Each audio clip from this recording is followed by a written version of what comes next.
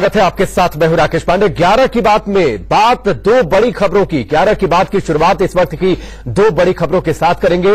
मुंबई में पीएनबी घोटाले वाली ब्रांच को सीबीआई ने सील कर दिया है और दूसरी बड़ी खबर कानपुर से है, जहां पर रोटोमैक कंपनी के मालिक विक्रम कोठारी के ठिकानों पर सीबीआई ने छापेमारी की है। पूछताछ के लिए पहुंची है सीबीआई विक्रम कोठारी के घर पर। कानपुर में विक्रम कोठारी से सीबीआई पूछताछ कर रही है। बैंक ऑफ बड़ौदा के 542 करोड़ लोन नहीं चुकाने के मामले में शिकायत की गई थी और इसी सिलसिले में यह पूरी पूछताछ। दो बड़ी खबरें, दो बड़ी तस्वीरें। घोटाले वाली ब्रांच मुंबई की ब्रैडी हाउस ब्रांच को सील कर दिया है। कल वहां पर गहन तलाशी की थी सीबीआई की टीम ने। सपा के 542 करोड़ लोन नहीं चुकाने के मामले में शिकायत की गई थी और इसी सिलसिले में यह पूरी पूछताछ। दो बड़ी खबरें, दो बड़ी तस्वीरें। घोटाले वाली ब्रांच मुंबई की ब्रैडी हाउस ब्रांच को सील कर दिया है। कल वहां पर गहन तलाशी की थी सीबीआई की टीम ने। सर्च ऑपरेशन किया था इस ब्रांच के अंदर।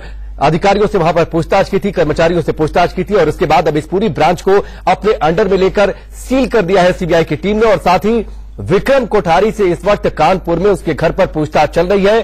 542 करोड़ लोन लेने का यह पूरा मामला बैंक ऑफ बड़ौदा से, और इसी मामले को लेकर शिकायत की गई थी, जिसको लेकर सीबीआई ने केस दर्ज किया और उसके बाद पूछताछ करने के लिए विक्रम कोठारी के घर पर पहुंची है। इससे पहले विक्रम कोठारी कल एक शादी समारोह में दिखा था। हालांकि उस दौरान जब सवाल जवाब करने की कोशिश की गई, मीडिया ने जब सवाल किया तो बिना किसी सवाल का जवाब देते हुए वहां से वो निकल गया। इस वक्त की बड़ी खबर कानपुर से, जहां पर विक्रम कोठारी के घर पर पूछताछ चल रही है। सीबीआई की टीम पहुंची है विक्रम कोठारी के घर पर। विक्रम कोठारी से पूछताछ चल रही है। विक्रम कोठारी रोटोमैक पेन कंपनी का मालिक, 542 करोड़ लोन लेने का मामला बैंक ऑफ बड़ौदा से। लोन चुकाया नहीं है अभी तक और इसी मामले को लेकर शिकायत की गई थी, जिसको लेकर सीबीआई की टीम पहुंची है विक्रम कोठारी के घर पर। इससे पहले ये लगातार सवाल उठ रहे थे कि विक्रम कोठारी दरअसल है कहां, लेकिन विक्रम कोठारी खुद सामने आया था और कहा था कि वो देश में ही है और कल एक शादी समारोह में दिखा था। हालांकि इस दौरान जब इस पूरे मामले पर सवाल किया गया तो किसी भी सवाल का जवाब नहीं दिया विक्रम कोठारी ने। और अब सुबह सुबह पहुंची है सीबीआई की टीम विक्रम कोठारी के घर पर। रोटोमैक पेन कंपनी का मालिक बैंक ऑफ बड़ौदा से 542 करोड़ का लोन लेने का यह पूरा मामला। हालांकि कुछ और बैंकों से इसने लोन ले रखा है, लेकिन अभी जो शिकायत दर्ज की गई है जो बैंक ऑफ बड़ौदा की ओर से 542 करोड़ का लोन का यह पूरा मामला। और यह हमारी बड़ी खबर का असर है, क्योंकि इस पूरे मामले को सबसे पहले हमने उठाया था। सबसे पहले हमने इस खबर को दिखाया था कि विक्रम कोठारी कैसे सैकड़ों करोड़ का लोन लेकर बैठा हुआ है, किस तरीके से इस पूरे मामले पर सवाल उठ रहे हैं। अरविंद चतुर्वेदी हमारे साथ जुड़ चुके हैं, सीधे उनका रुख करते हैं। अरविंद, सबसे पहले विक्रम कोठारी के इस मामले को हमने उठाया था और अब बैंक ऑफ बड़ौदा ने केस दर्ज कराया है, तो सीबीआई की टीम पहुंची है पूछताछ करने के लिए। अपडेट क्या आपके पास?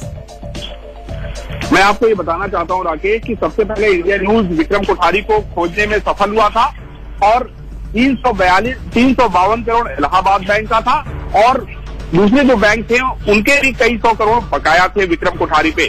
विक्रम कोठारी के बारे में ये पता चला था कि वो जिस तरीके से बाकी लोग नीरव मोदी और दूसरे लोग फरार है, उस तरीके से वो भी फरार हो जाएगा। लेकिन इंडिया न्यूज पर खबर चलने के बाद विक्रम कोठारी खुद सामने आया और उसने ये सफाई दी कि नहीं, वो फरार नहीं होने वाला है। लेकिन ये हो सकता था, सीबीआई को ये लगा कि ये झूठ बोल सकता है और शायद इसीलिए उसका पासपोर्ट पहले जब्त किया गया। और उसके बाद आज सीबीआई लगातार उससे पूछताछ कर रही है कि आखिर इतना पैसा लेके विक्रम कोठारी ने उनको किन मदों में खर्च किया और कौन लोग वो थे जिन्होंने बार बार लोन जमा न करने के बाद, खुद को दिवालिया घोषित करने के बाद भी विक्रम कोठारी को कर्ज दिया। तो ये बहुत बड़ा एक सवाल खड़ा हो जाता है।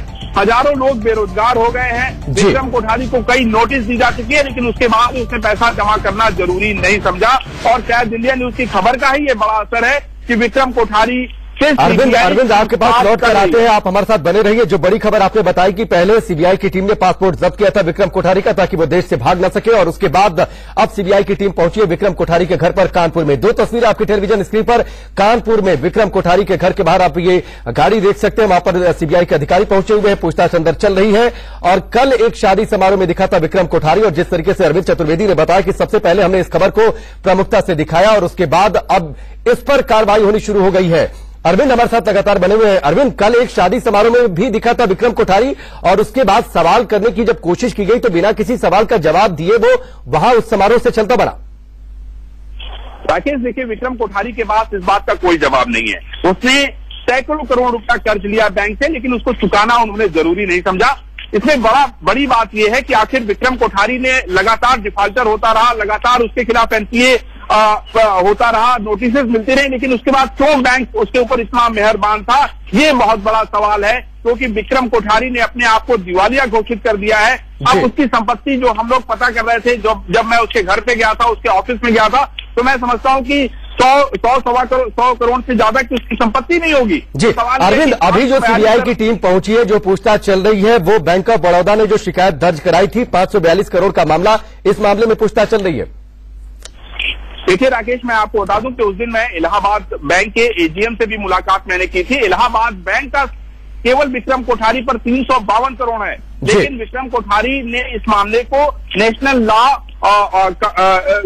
ट्रिब्यूनल है वहां पर डाल रखा था, और उसका तर्क ये दे रहा था कि चूंकि वो मामला वहां लंबित है, और इलाहाबाद बैंक के जो अफसर थे वो भी ये कह रहे थे कि चूंकि ये मामला ट्रिब्यूनल में पेंडिंग है, इसलिए हम उस पर कार्रवाई नहीं कर रहे हैं। बड़ा प्रश्न राकेश ये है कि अगर इंडिया न्यूज ने खबर नहीं दिखाई होती तो शायद विक्रम कोठारी भी उन लोगों में शामिल हो गया होता, यहां से फरार हो गया होता। जी चलिए अरविंद, फिलहाल इस जानकारी के लिए आपका बहुत बहुत शुक्रिया। तो निश्चित तौर पर हमने उस खबर को दिखाया, उस खबर का असर हुआ, और अब सीबीआई की टीम पहुंची है विक्रम कोठारी के घर पर। और अब जो तस्वीरें आपकी टेलीविजन स्क्रीन पर है, ये कानपुर में विक्रम कोठारी के घर की तस्वीर है, जहां पर सीबीआई की टीम अंदर, इस घर के अंदर, विक्रम कोठारी के घर के अंदर मौजूद है, पूछताछ कर रही है, और आगे क्या कार्रवाई करती है अपडेट आपको देंगे। लेकिन बड़ी खबर यह है कि विक्रम कोठारी पर अब शिकंजा कस रही है सीबीआई की टीम, शिकंजा कस रही है सीबीआई की टीम। और सबसे पहले पासपोर्ट को जब्त किया था ताकि देश से बाहर ना भाग सके। उसके बाद जिस तरीके से बैंक ऑफ बड़ौदा से जिस तरीके से इससे पैसा ले रखा था, जिस तरीके से इलाहाबाद बैंक का 342 करोड़ का इस पर कर्ज बाकी है, पैसे नहीं चुकाए बैंक को,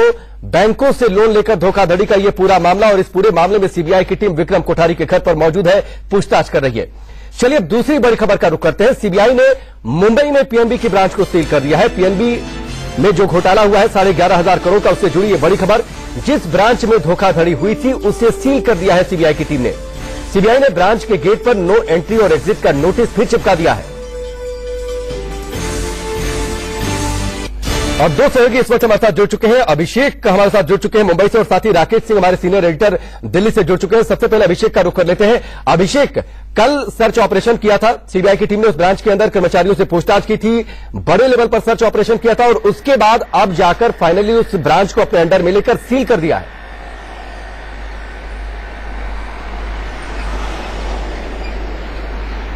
बिल्कुल राकेश, जिस ब्रांच में जो ब्रांच बड़ा घोटाला हुआ था 11,500 करोड़ रुपए का घोटाला, उसी ब्रांच से किया गया और उसी ब्रांच के अधिकारियों की मिलीभगत से किया गया। इसलिए सीबीआई ने जब कल दिन भर तमाम अन्य अधिकारियों से पूछताछ की, उसके बाद सीबीआई को समझ में आ गया कि इसमें बहुत बड़ा गोलमाल है, बहुत बड़ा घोटाला और निकल सकता है। इसलिए इसमें जो कागजात हैं, बहुत जरूरी अहम दस्तावेज हैं, और इसमें छेड़छाड़ की जा सकती है। इसलिए सीबीआई ने एहतियातन तौर पर इस पूरे ब्रांच को सील कर दिया है, और साफ तौर पर कहा कि अगले आदेश तक ना तो इसको कोई खोल सकता है, न इसमें कोई जा सकता है। लेकिन इस बीच आपको बता दूं, एक और इंडिया में बड़ी खबर आई है कि 200 फर्जी कंपनियों का पता चला है सीबीआई को, कि नीरव मोदी 200 फर्जी कंपनियों को बनाकर पैसों का लेन देन किया करता था, बैंकों का धोखाधड़ी किया करता था। ऐसी जानकारी इंडिया न्यूज को हाथ लगी है। सूत्रों के हवाले से अगर जानकारी बताएं तो ये 200 की जो कंपनियां थी, 200 की 200 कंपनियां, वो पूरी की पूरी नीरव मोदी की थी। नीरव मोदी इस पूरे अभिषेक, तो क्या ये माने कि जो 11,500 करोड़ का जो घोटाला हुआ है, उनमें इन 200 फर्जी शेल कंपनियों का इस्तेमाल किया गया, इन फर्जी कंपनियों के जरिए ये इन पूरे पैसों की हेराफेरी की गई?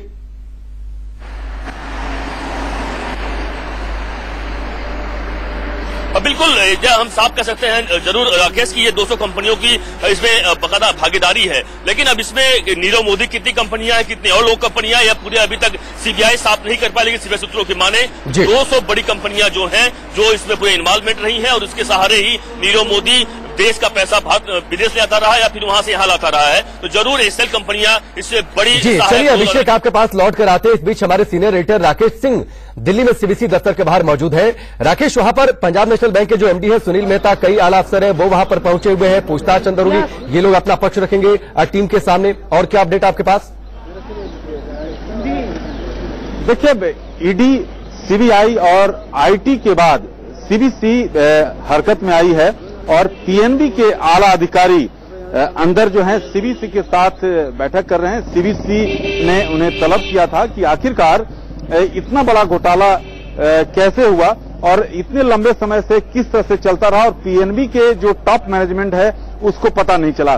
महत्वपूर्ण बात सीबीसी की ओर से जो सवाल खड़ा किया जा रहा है कि 3 बिंदु हैं कि आखिरकार टॉप मैनेजमेंट को पता कैसे नहीं चला। दूसरी बात कि ऑडिट 3 स्तरीय ऑडिट होता है बैंक का, लेकिन ऑडिट में भी इस तरह की गड़बड़ियां आखिरकार पता क्यों नहीं चला।